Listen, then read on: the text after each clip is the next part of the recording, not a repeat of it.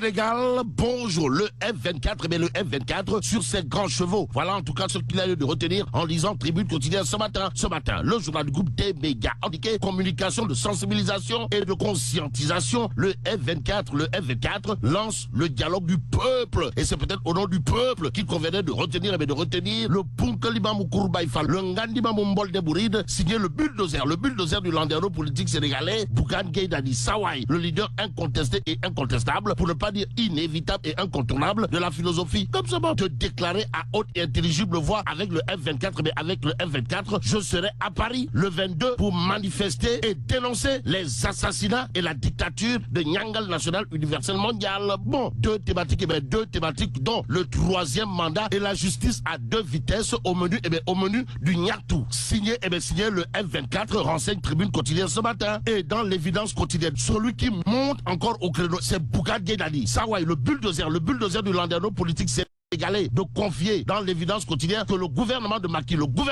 Sall a tout fait pour le détruire. Ce matin, 24 heures quotidien de s'intéresser à l'édito commun de la coordination des associations de presse en abrégé. De quoi s'agit-il, d'une interrogation Kouroubaïfal et Mbolde Bouride à la une de 24 heures quotidien ce matin, à savoir face au monstre, vivre ou périr. Bon, quand les bornes sont dépassées, il n'y a plus, alors là, plus du tout de limite qui tiennent. Voilà ce qu'on peut lire dans l'édito commun de la coordination des associations de presse en abrégé CAP, repris par 24 heures quotidien ce matin. L'heure du choix a sonné pour tous les journalistes sénégalais qui tiennent encore à leur dignité et qui pensent avec raison que leur indépendance éditoriale est incompatible avec la compromission. Martel la coordination des associations de presse en abrégé CAP dans un édito à lire à la une de 24 heures quotidien ce matin.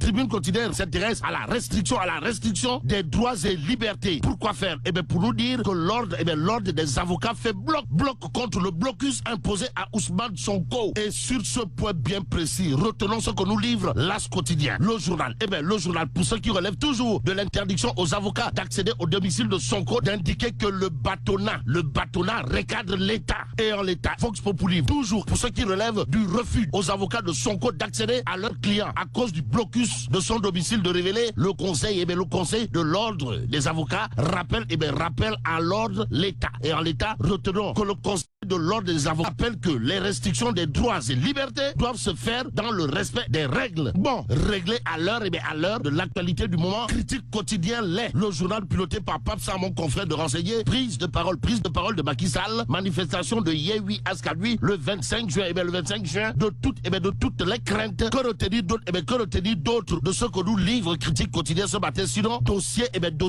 suite Botti, les Sénégalais pas encore sortis du salon. En attendant, Wolf quotidien s'arrête sur un sujet particulier de chez particulier. De quoi s'agit-il?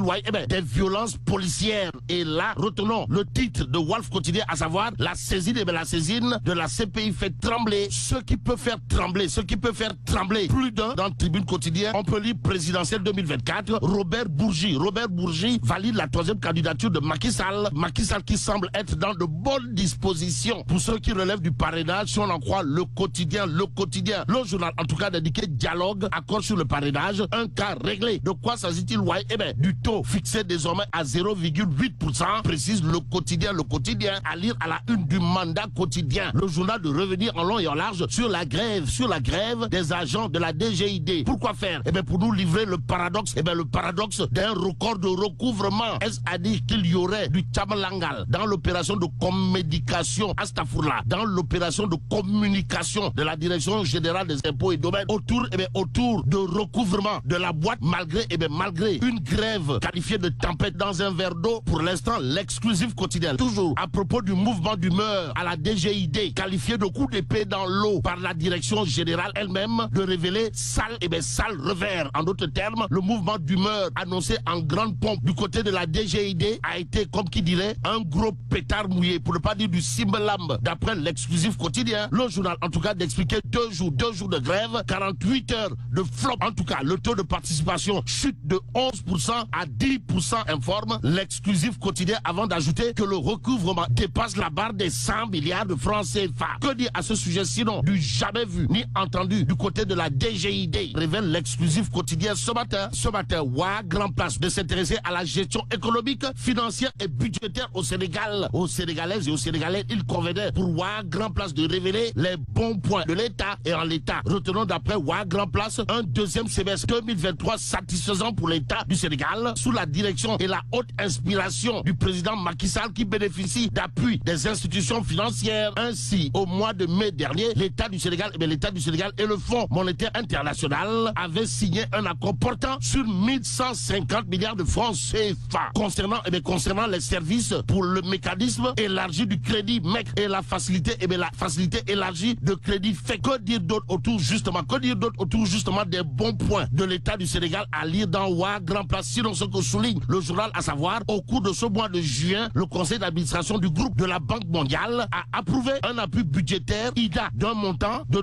300 millions de dollars américains, soit 182,4 milliards de francs CFA destinés à la mise en œuvre de la politique de développement du Sénégal. Les Sénégalais qui auront de quoi faire du tchourpi fait du mbote en lisant Wa Grand Place, le journal, de nous informer que la Banque mondiale et le Fonds monétaire international satisfait de la politique économique et sociale du Sénégal. En attendant de savoir, Anne Khalisbi, Direct News, parle de Amadou Ba, où le Premier ministre entouré dans les marchés à bétail de la région de Thiès. Que dire à ce sujet sinon week-end époustouflant de chez époustouflant, signé Amadou Ba dans Direct News ce matin.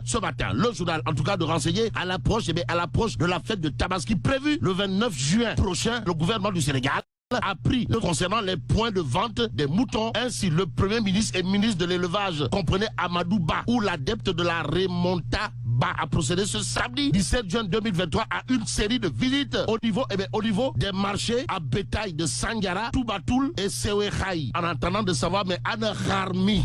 Passons à enquête quotidienne pour terminer. Le journal de parler de préparatifs de la Tabaski, histoire de révéler que Ndeketeyo, il y aurait une grosse équation autour du mouton. Et là, mais la tchedong de Tchei Allah. Bon, vive le Sénégal.